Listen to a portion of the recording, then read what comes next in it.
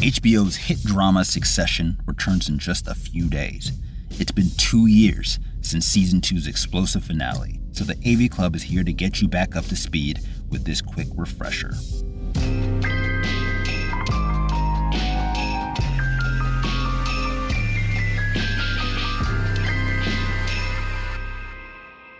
Succession follows the dysfunctional, uber-wealthy Roy family, owners of the fictional, multinational media conglomerate Waystar Royco. There's Logan, Kendall, Roman, Shiv, Connor, Marcia, Tom, and Greg. There are also side players like Jerry, Frank, Stewie, Sandy, but we'll get to them. Season 1 opens with the Roys preparing for Logan's 80th birthday party and retirement announcement. Kendall, who is busy with the acquisition of media startup Walter, is preparing to step up in his dad's wake. At the party, Logan announces he's adding Marcia to the family trust and giving her his board seat in the event of his death. He also announces he has no plans to retire, shocking Kendall. You fucked me. Shortly after, they play a really awful game of softball. Logan fires Frank and promptly has a stroke. While Logan's recovering, Kendall becomes acting CEO with Roman as COO. Kendall finds out about Waystar's massive debt problem, but raises capital from his old friend Stewie to bail the company out. Kendall, of course, thinks he's hot shit, but still can't gain Daddy's approval. Fucking idiot. And little does he know, Stewie's actually conspiring with Logan's business rival, Sandy Furness, but more on that later. Tom proposes to Shiv and gets a promotion to running resorts, where he finds out about a huge cover-up of crimes committed by Waystar's cruise division. Greg gets a job under Tom. Tom makes Greg destroy the cruise documents, but Greg saves some documents for himself. Shiv's ex-boyfriend Nate recruits her to work for Logan's political rival, Gil Evis. Shiv and Nate also begin a brief affair. Logan announces his return to Waystar following a stroke and immediately starts causing trouble for Kendall and Roman. He rehires Frank to babysit Roman, pursues ill-advised business deals, and takes a piss in Kendall's office. Kendall secretly plots to hold a vote of no confidence in response to Logan's behavior. Frank and Roman are on board, as is Jerry after witnessing Logan smack Kendall's son at Thanksgiving. Roman sways Walter owner Lawrence to their side, but Kendall is unable to sway Logan's estranged brother, Ewan. On the day of the vote, Kendall flies out to Long Island to secure the vote of another board member, but he's unable to fly back due to a terror threat. Back at Waystar, Frank starts the vote without Kendall. Naturally, Logan reacts poorly. Bullshit, no. By the time Kendall does get back to the city, the vote has failed, and Logan fires everyone who voted against him, including Kendall and Frank. In the wake of the vote, Logan's image is in the toilet. Everyone fucking hates you. And Waystar's stock price is tanking. To clean up his image, Logan plans a publicized family therapy retreat at Connor's Ranch in New Mexico. Kendall sues Logan for wrongful termination. Logan responds in kind by planting tabloid stories of Kendall's relapse. Kendall initially refuses to attend but ends up crashing anyway after actually relapsing. In New Mexico, tensions come bubbling to the surface. You're a fucking coward. You are a fucking nobody.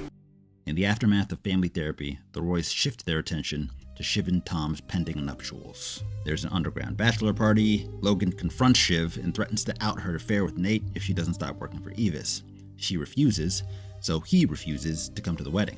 Oh, and remember Sandy and Stewie? They offer to buy out Kendall's Waystar shares, but he proposes a hostile takeover instead that would name him as CEO and wrest company control from the family's hands. In England for the wedding, the kids reunite with their mother, Logan's second wife Caroline. Tom confronts Shiv about her relationship with Nate, but she initially denies it. Shiv asks Tom about Waystar's cruise scandal and uses that information to get ATN to back off Evis. Logan ends up coming to the wedding anyway to avoid the bad optics of not attending. With Logan overseas, Stewie and Sandy move up the date of the takeover. Kendall serves Logan the takeover bid. Naturally, Logan reacts poorly. Fuck off. The family confronts Kendall about his betrayal. Shiv finally tells the truth about her infidelity and simultaneously asks for an open marriage. Kendall runs into Greg while on the hunt for cocaine. Greg tells him about the cruise documents he saved, which will come up later. Kendall eventually meets Andrew Dodds, a waiter who was berated and fired by Logan earlier in the night. The two get high together and drive off in search of cocaine for Kendall.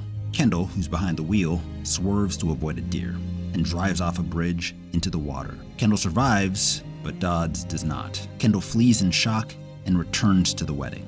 The next day, the police are investigating Dodds' death.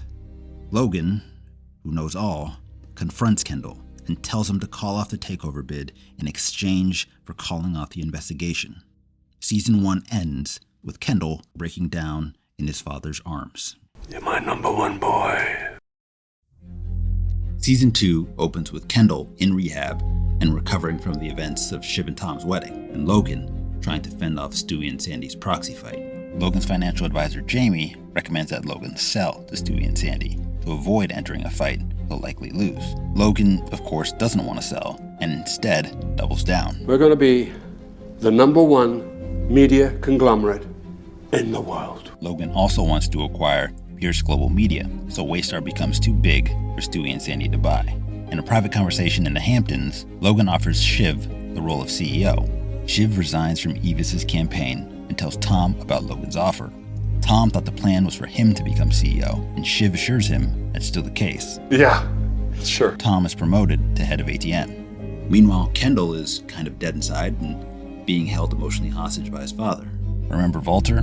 He kills that. Because your dad told you to? Roman also wants to be CEO, but no one takes him seriously. He tries to go behind Logan's back to land the Pierce deal, but it ends up leaking. Logan freaks out. I am surrounded by snakes and fucking morons! Jerry convinces Roman to start management training to make up for his blunder and earn his father's respect. Also, Jerry and Roman start a sexual relationship.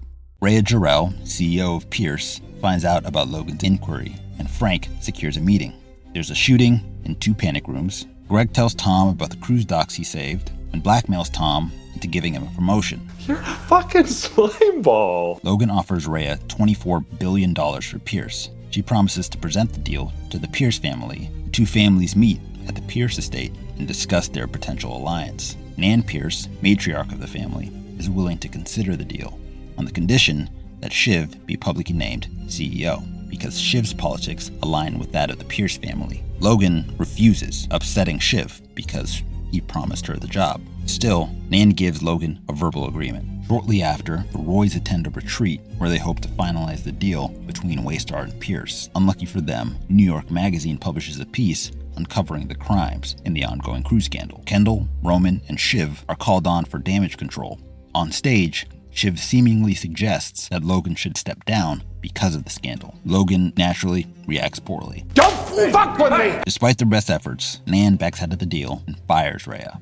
As the former head of resorts, Tom is under investigation for his potential involvement in the cruise cover-up. He makes Greg burn the documents he saved, but Greg keeps some for himself. With the cruise scandal out in the open, Stewie and Sandy begin a smear campaign against the Roys. They send out mailers to shareholders and resurface the investigation into Andrew Dodd's death. Shiv and Roman travel to London to convince Caroline, who still owns Waystar stock, to side with Logan in the vote. Logan and Kendall visit Dodd's family to reconcile that situation. Kendall is visibly shaken. Rhea is still around despite the Pierce deal falling through, and Shiv is suspicious of her motives. Rhea tricks Shiv into falling out of favor with Logan. Also, Logan and Rhea have sex. You want to stay over, or what? With Rhea seemingly the front runner to take over the company, she takes the lead in organizing the party for Logan's 50th anniversary at Waystar. In a rare display of unity, Kendall, Shiv, Roman, and Marcia all conspire to sabotage the weekend that Rhea has planned. This makes Logan question if Rhea is really right for the job. Shiv deceptively reassures Logan that Rhea is the right choice, knowing that Rhea will have to deal with the fallout of the cruise scandal. Logan officially names Rhea